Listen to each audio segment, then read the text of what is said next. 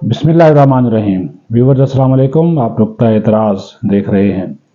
सरकारी मुलाजमीन के लिए एक और बुरी खबर है। आप भी सोचते होंगे कि ये रोज़ाना सरकारी मुलाजमीन के लिए बुरी खबरें लेकर आ जाता है, लेकिन क्या करें, ये हुकूमत जो है एक तरफ आवाम को और गरीब सरकारी मुलाजमीन को रिलीफ देने की बात करती है, तो दूसरी तरफ उनके ऊपर जो है वो जनाब डंडे बरसाती है। नौकरियों से निकालने की बातें की जाती हैं, बल्कि निकालने की प्लानिंग की जाती है।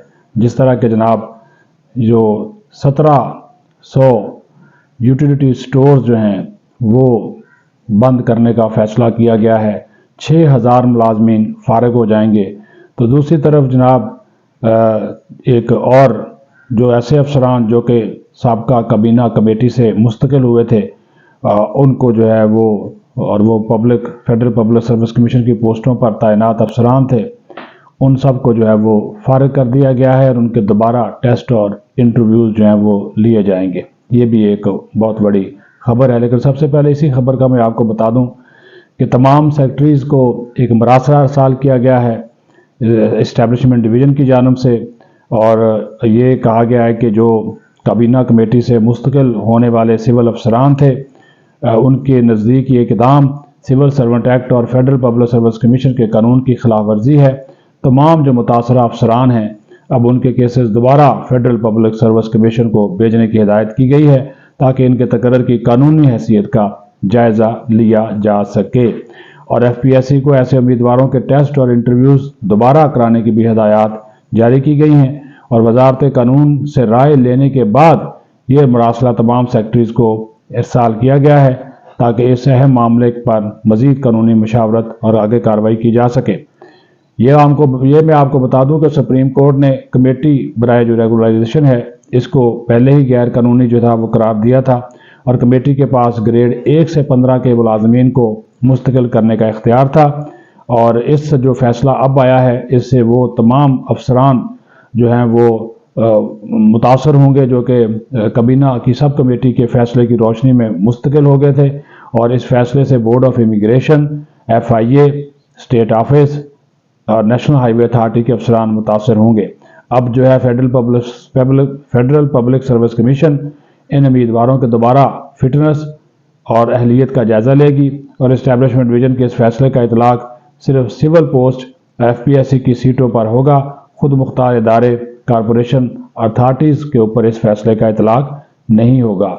लेकिन जो बेचारे अफसरान मुस्तकिल हो गए पहले तमाम काबीना कमेटी की रोशनी में, अब उसी को इस्टेब्लिशमेंट डिवीज़न जो है वो खिलाफ ज़ाब्ता और खिलाफ कानून करार दे रही है, इनका भी कोई पता जो है वो नहीं चलता। दूसरी तरफ जनाब यूटिलिटी स्टोर्स के हवाले से अच्छी खबर नहीं है। मज़ीद ये 1700 स्टोर्स बंद करने जा रहे हैं कि ये जी वायबल नहीं है, और उनके 6000 मुलाजमीन को फारिग करने का इंदिया दिया गया है। कहा गया है जो मुस्तकिल मुलाजमीन हैं उनको हम डालेंगे उसमें सरप्लस पूल में, और जो कॉन्ट्रैक्ट और डेली वेजेस हैं उनको जो है वो फारिग कर दिया जाएगा। तो इस तमाम तर सूरत हाल में जो all Pakistan workers alliance utility stores corporation of Pakistan है, उन्होंने इस तमाम तर सूरत हाल में एक पार्लिमानी कमेटी तश्कील देने का मुतालबा किया है। जो इनके जो सरबराह हैं अलायंस के सैयद आरिफ शाह, उनकी जानब से ये जो है चीफ जस्टिस ऑफ पाकिस्तान, कौमी असम्बली में opposition leader Omar Ayub, chairman senate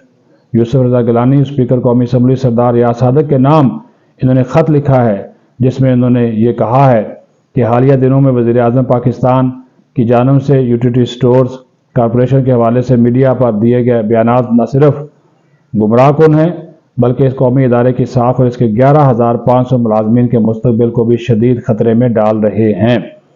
utility stores corporation मुल्क का वाहिद इदारा है जो बगैर किसी हुकूमती ग्रांट या तनख्वाहों के मद में माली इमदाद के पिछले 53 सालों से अवाम को सस्ती अशियाई खुरोनोश फराहम कर रहा है। इसके बावजूद वज़ीर-ए-आज़म की जानब से इस इदारे पर करप्शन के इल्ज़ामात और इसे खसारे में चलने वाला इदारा करार देना नाइंसाफ़ी और हक़ाइक़ को तोड़ मरोड़ कर पेश करने के मुतरादिफ है। हकीकत यह है कि यूटिलिटी स्टोर्स के जरिए अवाम को दी जाने वाली सब्सिडी अगर इदारे का नुकसान करार दिया जाए तो ये बददियानती होगी।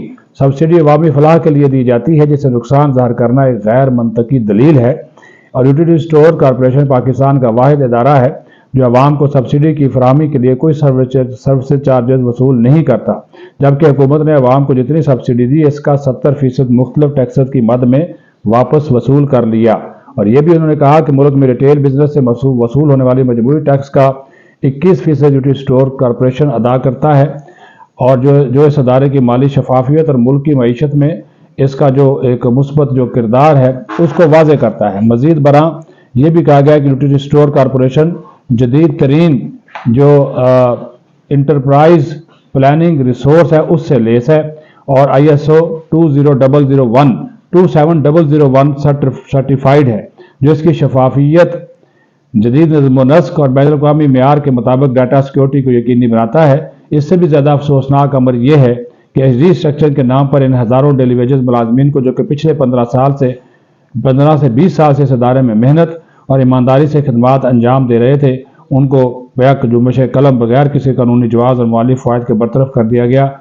ये कौन सा इंसाफ है? एक तरफ इदारे को करप्शन का गढ़ कहा जा रहा है और दूसरी तरफ इसके तजर्बाकार और वफादार मुलाजमीन को बेरोज़गार करके इनके ख़ानदानों को फाका कशी पर मजबूर किया जा रहा है।